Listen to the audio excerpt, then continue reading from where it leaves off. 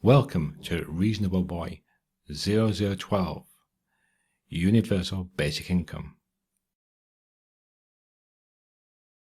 We'll go to Ian Blackford with his first of his two questions. Ian Blackford. Thank you, Mr. Speaker. As the COVID-19 pandemic continues, we are reminded every day of the terrible toll that it takes on our society, but also of the heroic efforts by our frontline workers, and I would like to take the opportunity to put on record our gratitude for everything that they do. Mr. Speaker, it is now 34 days since the Chancellor first announced a package of economic support, at the time heralded as a package of support for all businesses and workers during this health emergency.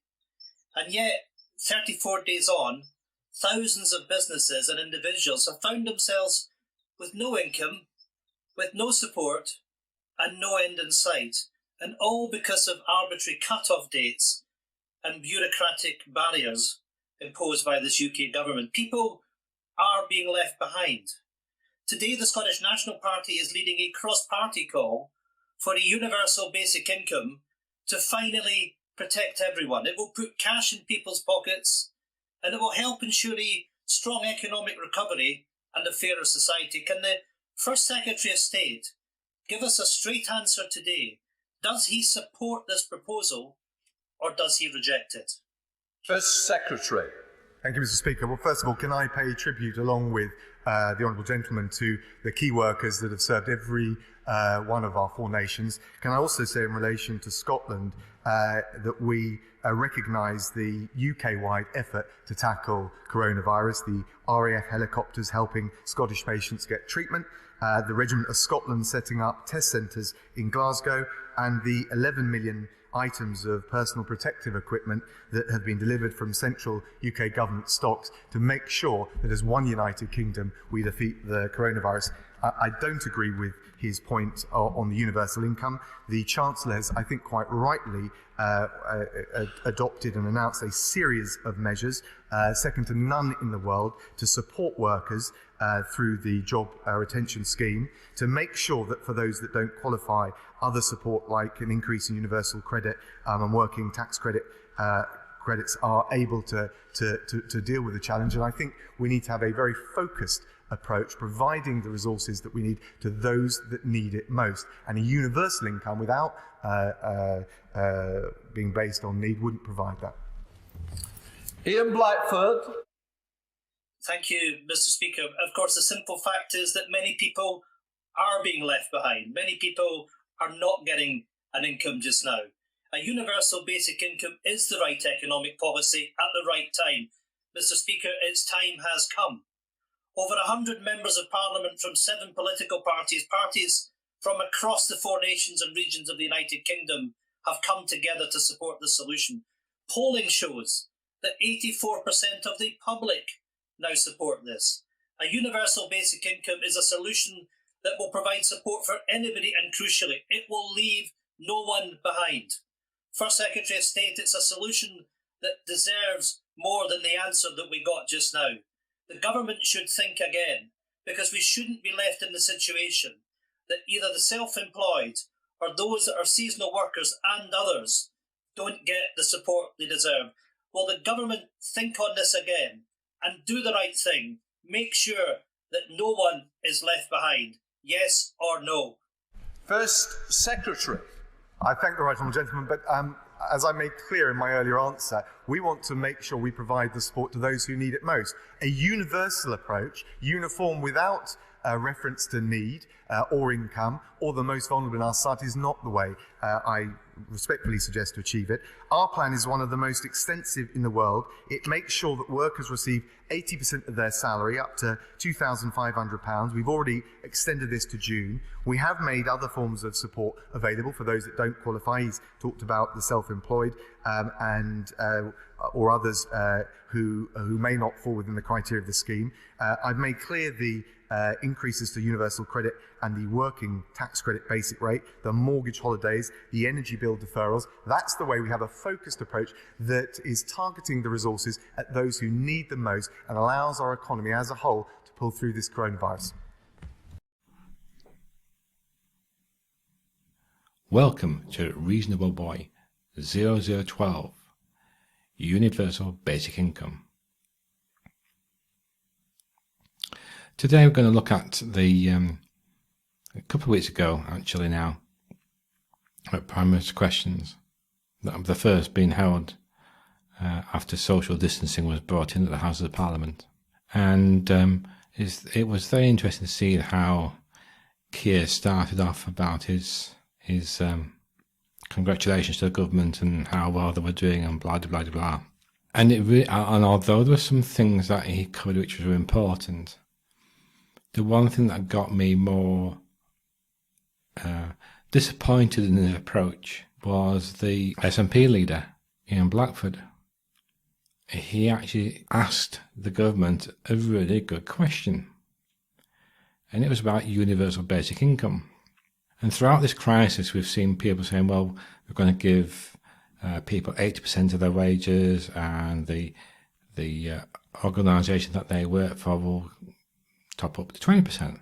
Fine, got no problem with that, you know. But nothing's been done really for those. These are salaried workers.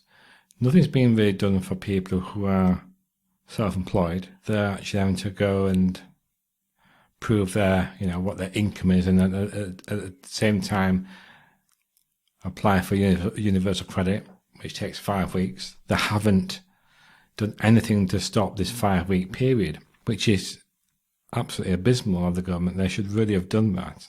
They should have said that if you've got to claim universal credit, then we will pay you from week 1, which is how it should be. The HMRC have got your records. They know what your income was last year. And there is that, and they do talk to one another and stuff. So I don't see no reason why they can't give you your wages, your benefit straight away.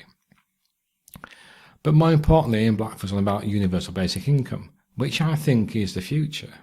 So instead of having a pension that we have at the moment, which is ridiculously low compared to other countries in Europe, give people an amount of money they can live on, not survive on, but live on. So instead of paying somebody GSA, for instance, which is like £73 a week, which is nothing, and you get that every fortnight. And ESA, if you're on the support group, it's about £113 a week, which obviously is £40 more than what GSA claimants get. But what you should be doing is saying to yourself, actually, we're paying them this money, they can't do much with it, they can just about survive on it. So, like I was saying, GSA is about £73 a week. ESA, Employment Support Allowance, is £113 a week. Neither of those are quite really help people in the sense that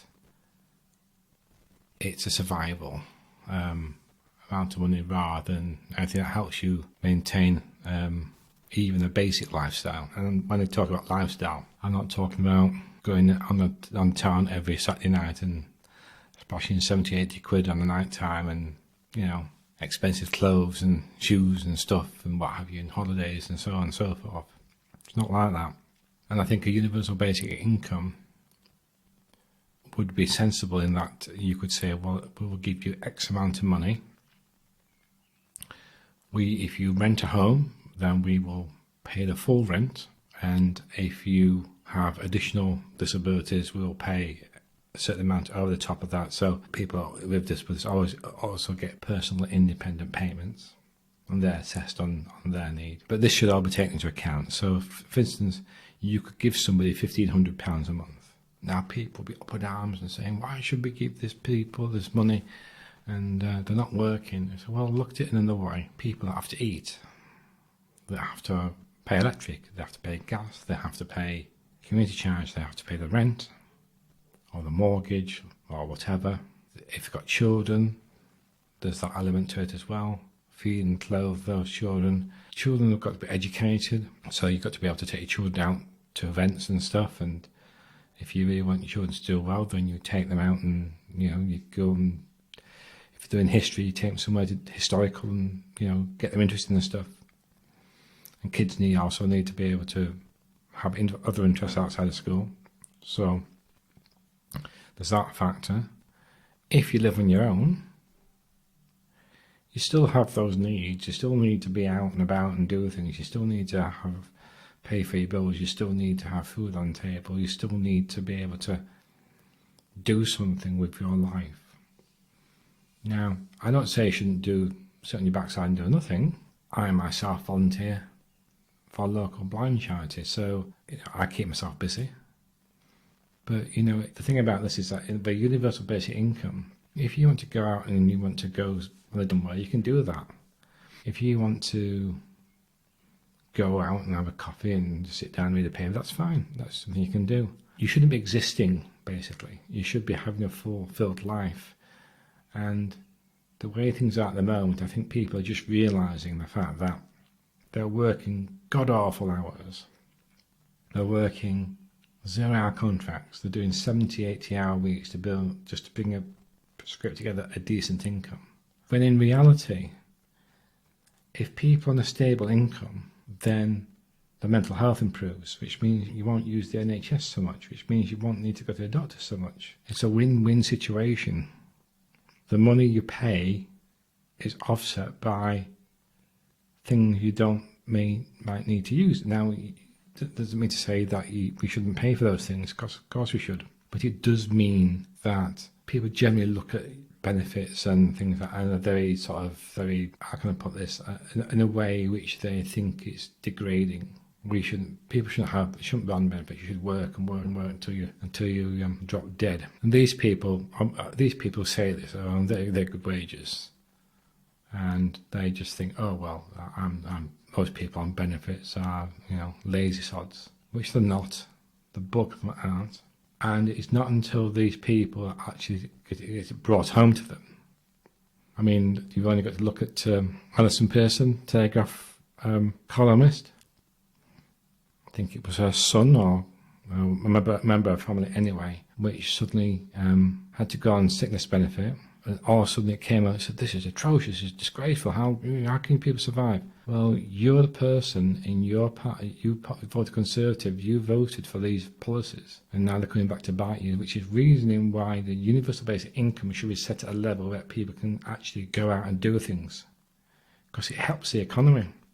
But some of these people are so boneheaded, so thick-skulled about their ideology that they can't bring themselves to think about things like that. A universal basic income gives everybody some dignity. Now, whether you're young or you're old, whether you're retired or you're working, a UBI would give that person a level which they cannot drop down under. And it's got to be set at a level which means the person can pay all the bills. And I think, personally myself, if you're on any benefits, you shouldn't have to pay for your rent at all. Maybe you could pay your community charge bill, but your rent should be guaranteed that you don't pay for your rent. That's taken care of, because that's a big amount of money. And then you give a certain amount of money to the person. You could give them £1,000. You could pay the rent and say, right, we're going to give you £1,000 a month. And after that, you pay your electric, your gas, your community charge, and then everything else. That's one way of doing it. But it's got to be the level which people can actually do something with. There's no point saying, having a UBI £500 a month, and out of that you've got to pay a proportion of your rent and stuff like that. That's not going to hack it. So I think Ian Blackford's approach to this is exactly the approach that Keir Starmer should have made, because under this crisis we're finding out how many people are slipping through the cracks and not being able to afford rent, rates, gas, electric, whatever. You're only a couple of months away from destitution at the moment because people can't save any money because they're paying it on high rental costs and things like that. And I think it's just now hitting home to a lot of these people who would normally say, oh, I don't agree with people on benefits and this, that, other. When they actually need them themselves, they're suddenly finding out that it's nowhere near enough to live on. So maybe, just maybe, when this is all over, we'll have a different attitude to those people on benefits. Because there's been 2 million applications for universal credit since this crisis started. And that's 2 million voters. So the way you treat those people may impact on how the government is perceived in the future. And so this should be a good opportunity for the new Labour leader to go in hard on this and talk about universal basic income and how people on benefits are treated. All he seems to be worried about at the moment is the exit strategy. Well, you can do that in the background. You can get some people and say, you work on that, I'm the leader of the party, I'm going to concentrate on this. This is the immediate thing that we've got to get sorted out at the moment. The exit strategy will be the exit strategy. And we're nowhere near the end of lockdown, although people are saying now that maybe we're going to relax things a little bit. Well, we can't. We can't relax things at the moment. Certainly not until maybe June. And that's, I think, is when things will start to relax a little bit more. But even then, it won't be as it was before. It might be the end of the year by the time we get back to some sort of normality. But well done to Ian Blackford. He posed a great question, which deserved a great answer, which of course he didn't get. But well done.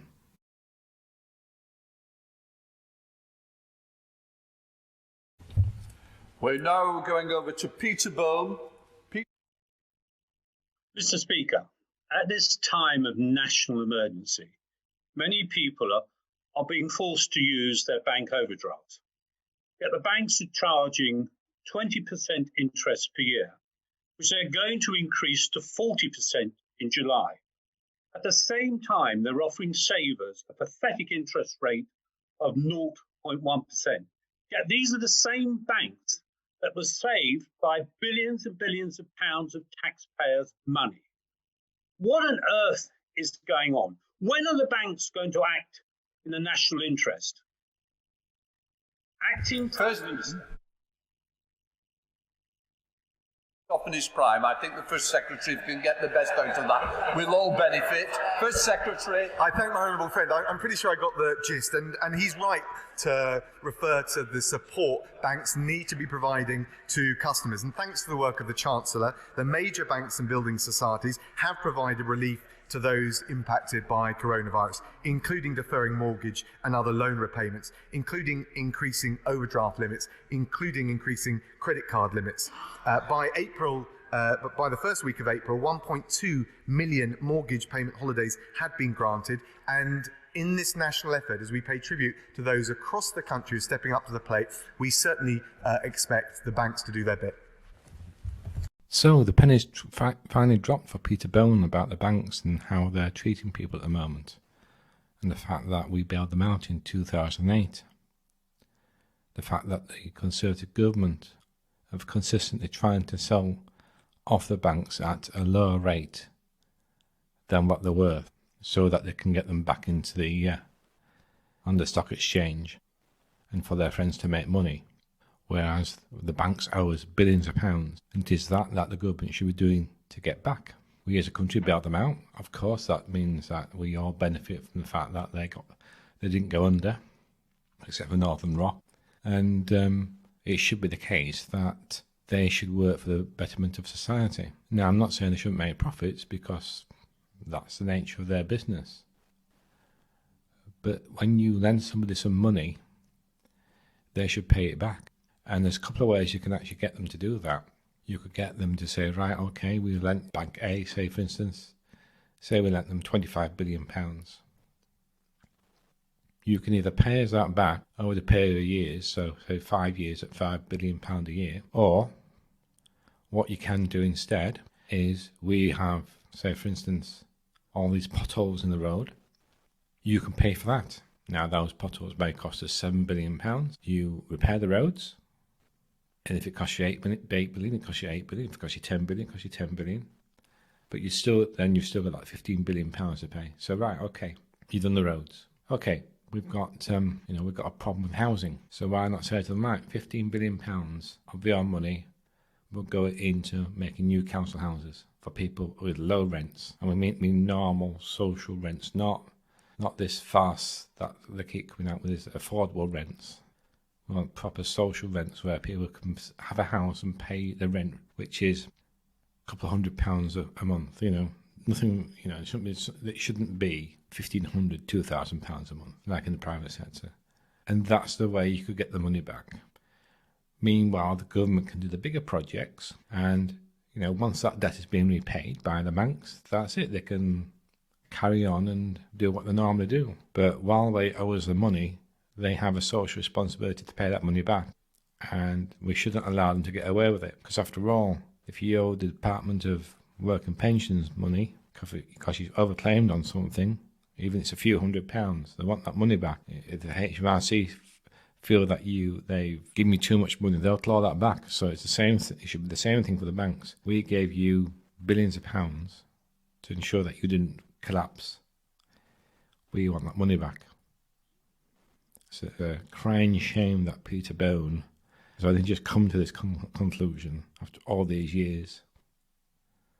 And it's about time that we as a country looked at the way in which we dealt with this, because this will be with us for a long time. Well, it's been with us since 2008, so for 12 years. In that 12 years, if we'd have insisted on the banks paying that money back in a way that's socially responsible, we would have a much better society now than what we do have. And the Conservatives always say they're great with money. Well, it's proven the fact that they're not. They're not really bothered about us, ordinary people. All they care about is big business, especially big businesses that don't pay their taxes as well. So let's put some pressure on them now to get them, or to get Parliament to make sure that we get a law put in place that all these banks we lent money to bail them out, pay it back. So that's it for now. See you later. Reasonable Boy out.